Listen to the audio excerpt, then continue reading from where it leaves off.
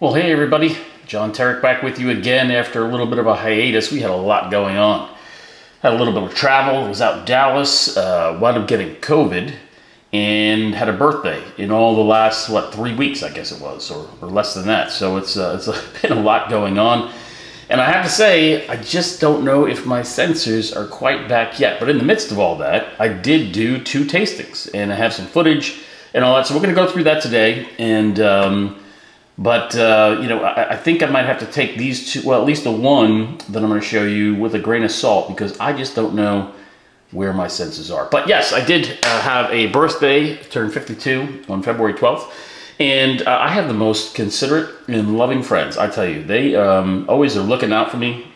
And these 2 particular couples that we spend a lot of time with, they treated me well for my birthday. For one, look at this. Look at this little taco stand for the table, you know? Is this amazing or what? In fact, at one of the places I'm reviewing today, they had kind of this setup, which is just amazing. So looking forward to getting into that.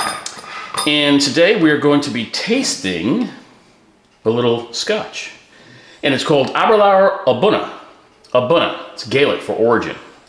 Aberlour O'Bunna. Now this is an interesting particular single malt, Speyside single malt, as you'll see on the label. But it's interesting in the sense that it is 61.2% alcohol by volume. So that is, what is that, 122.4 proof.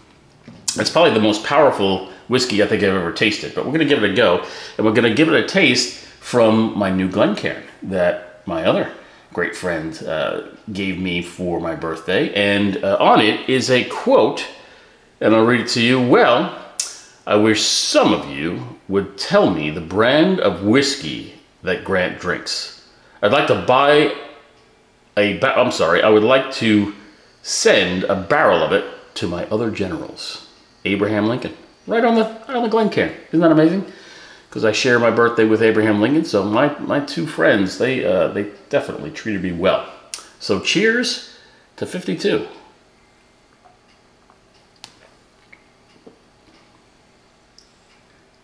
And it is amazing. And this one's, I found this. It's somewhat hard to find, depending upon where you are. It's aged in Oloroso sherry casks, Spanish Oloroso sherry casks. And you can taste that. It reminds me of the Glenmorangie that we tried together several months ago. But a higher proof, put some water in that softens it up a little bit. But I tell you why I think my senses still aren't there.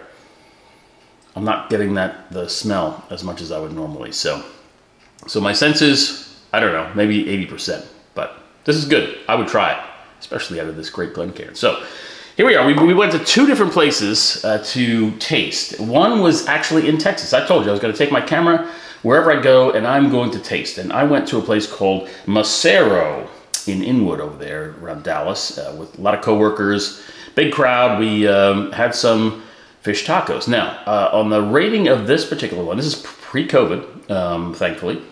So I was able to taste everything and smell everything. And you'll see pictures here of what was inside the taco. I think they had a jalapeno ranch. They had fish. I don't know what kind it was, but everything, I'm always doing grilled tacos, grilled fish tacos. And inside was a little bit of that roasted corn, which we also experienced, I believe, at Lola's. And it was okay. But here was the kicker. It was an actual corn tortilla, soft corn tortilla. And that changes everything. And I'm going to say, at least my personal preference, not in a good way.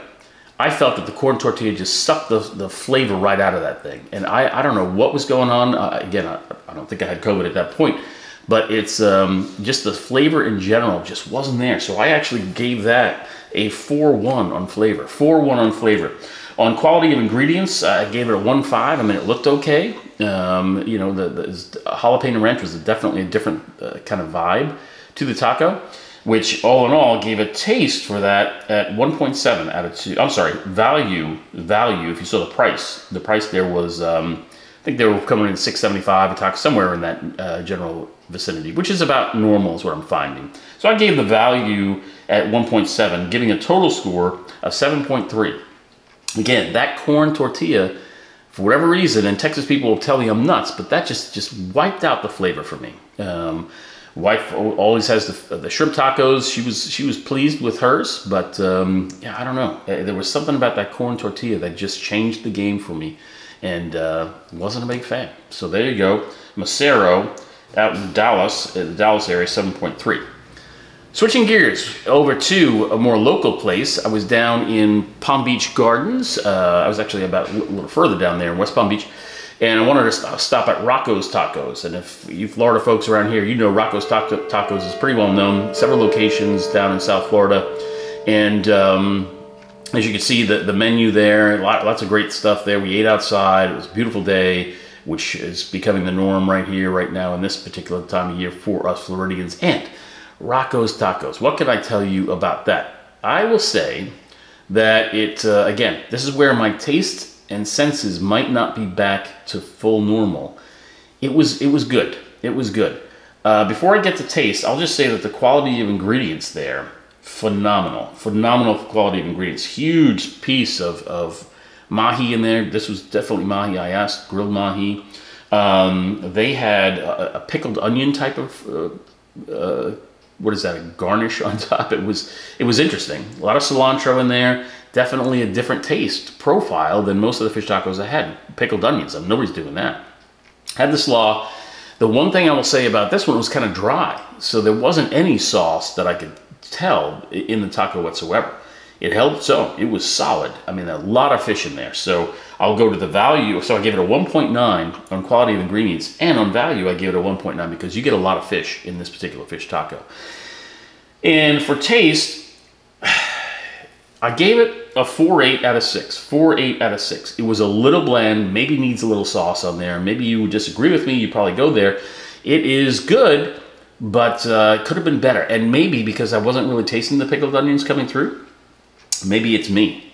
All right, so we'll see. I might have to go back there and do that again. But I'll say this. Patty had the shrimp tacos there, and they put salad shrimp in there, the tiny ones. And I thought they could have done better with that. So that was not a great thing. You know, they do the homemade guac in front of you. It's a great place. I mean, you can't go wrong eating at Rocco's Tacos.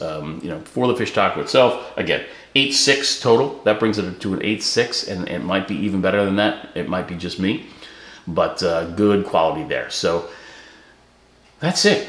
That was a fast one. You know, out in Texas, I had a lot of coworkers trying this rating system, and I wish the footage were a little bit more brighter or you know, less noise. I barely hear with that, and that's probably user error on my cameras. But they did a good job. I might put some footage out there at a later date to show you what they did. Very big disparity of rating. And they were both, one had the grilled taco, one had a fried fish taco. So that's a little bit more of a California thing. So anyway, I'm back. I'm getting better. I've got amazing friends, and thanks for all the love on Facebook. Thank you guys. It's been awesome. I'm going to get back out at it again next week, and we'll bring you something, a different location and more fish tacos. I'm enjoying this. Again, I wish my taste buds and smell were back to normal, but I just don't think it's quite there yet. So Rocco's Tacos 8.6 is a darn good score, but it might be even better once I can taste some more things. So, hey, be safe, be healthy. Daytona 500 this weekend. I'll probably release this actually on Sunday, Daytona 500 day, and I'm praying for you. Go get them. Cheers.